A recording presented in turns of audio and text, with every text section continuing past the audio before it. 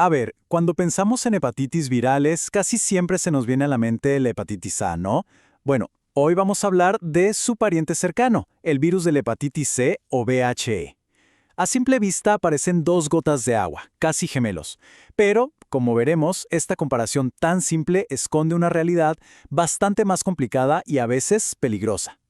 Y es que esta idea del gemelo idéntico es muy visual, muy fácil de entender, pero en el mundo de los virus las apariencias casi siempre engañan. Detrás de todo lo que tienen en común el VH y el VHA, se esconden diferencias que, y esto no es una exageración, pueden ser la diferencia entre la vida y la muerte.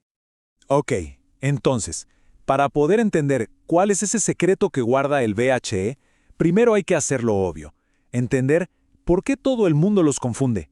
Vamos a ver esas similitudes, eso que los hace parecer, bueno, gemelos.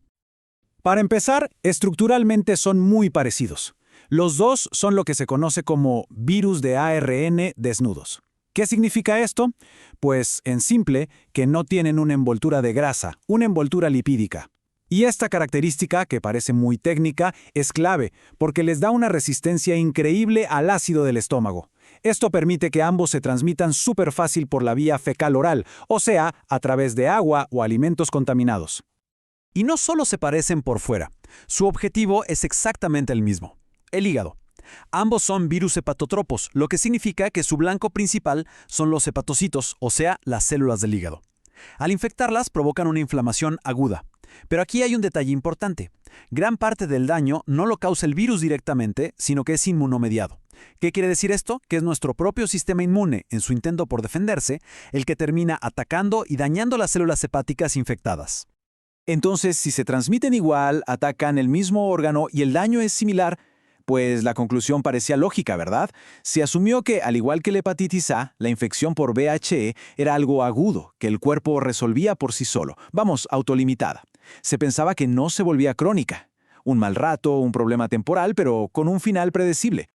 El problema es que esa conclusión, aunque es cierta para muchísimos casos, es peligrosamente incompleta, porque es justo en esa simpleza donde se ocultan las características que hacen al virus de la hepatitis E único y, como ya dijimos, a veces mucho más peligroso. Aquí es donde la historia de los gemelos se bifurca. Ahora sí vamos a empezar a desarmar esa idea de que son idénticos, porque es en las diferencias donde vamos a encontrar el verdadero carácter y el peligro real del VHE.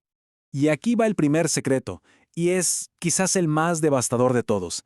El VHE, y ojo, específicamente el genotipo 1, puede causar algo terrible: hepatitis fulminante en personas embarazadas, sobre todo en el segundo y tercer trimestre.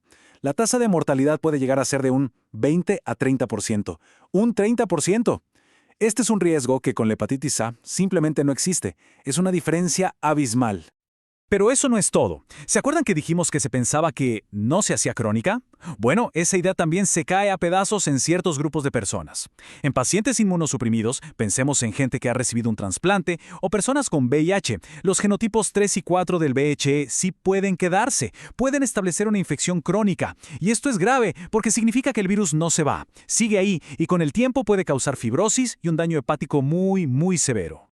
Incluso la forma en que daña el hígado es más compleja de lo que parece. Ya mencionamos el daño inmunomediado, ¿cierto? Cuando nuestras propias defensas atacan. Pues bien, se ha visto que los genotipos más agresivos, como el 1 y el 2, también tienen lo que se llama un efecto citopático directo. Esto significa que el virus por sí mismo es capaz de matar a las células del hígado, a los hepatocitos. No necesita ayuda de nuestro sistema inmune para destruir, y esto podría explicar por qué la enfermedad es tan agresiva en ciertos casos, como en el embarazo. Ok, aquí la pregunta es obvia. ¿Cómo es posible que un solo virus se comporte de maneras tan diferentes, que sea tan peligroso para unos y no tanto para otros? La respuesta está en su genética. El VHD no es un solo virus monolítico. Es más como una familia de genotipos con dos historias, dos epidemiologías totalmente distintas. Pensemos en estas dos historias. Por un lado tenemos los genotipos 1 y 2. Estos son los clásicos de transmisión por agua. Son los que causan esos grandes brotes epidémicos en países en desarrollo, a través de agua contaminada. Pero luego tenemos la otra cara de la moneda, los genotipos 3 y 4. Estos son zoonóticos. ¿Qué significa? Que saltan de animales a humanos. Su reservorio principal es el cerdo. Y la transmisión, bueno, ocurre al comer carne de cerdo poco cocida. Estos son los que causan casos más aislados, principalmente en países desarrollados. Y este es un punto clave, que lo cambia todo. El VHE tiene esta doble personalidad. No es solo un problema de saneamiento y agua potable, como lo es principalmente la hepatitis A, también es una enfermedad zoonótica, transmitida por alimentos. Esta dualidad es lo que hace que su control y prevención sean un dolor de cabeza a nivel mundial. Son dos problemas en uno.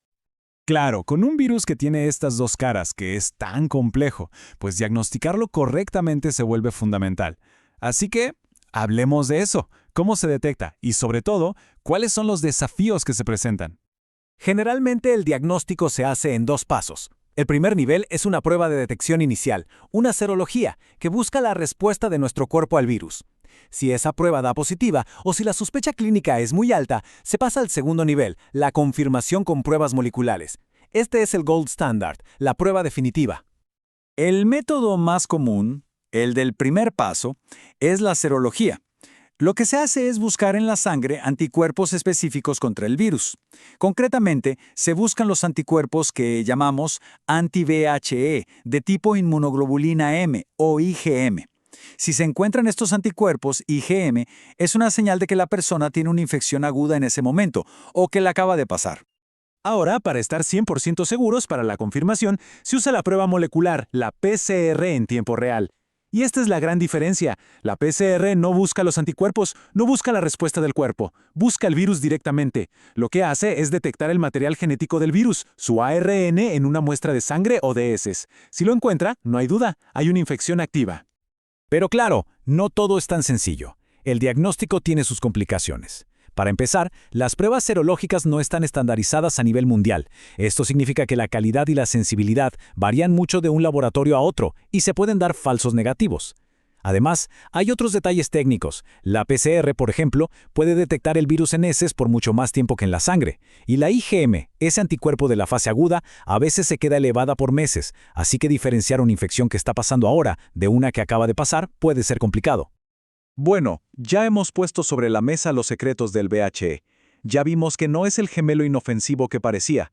Ahora es momento de juntar todas estas piezas.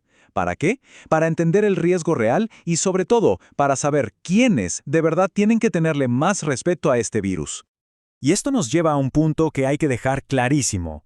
La idea de que la hepatitis C es más suave o más leve que la hepatitis A es un mito.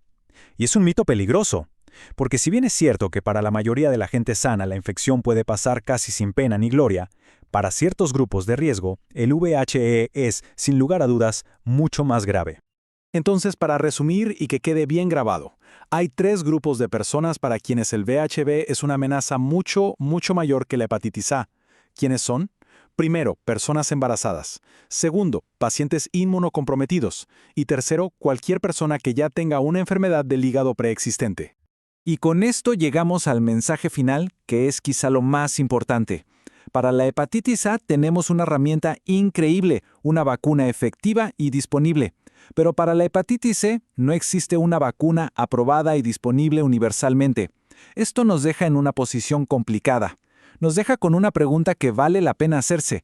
Si nuestra única y principal línea de defensa es el conocimiento, ¿de verdad le estamos prestando la atención que se merece a este gemelo con secretos tan peligrosos?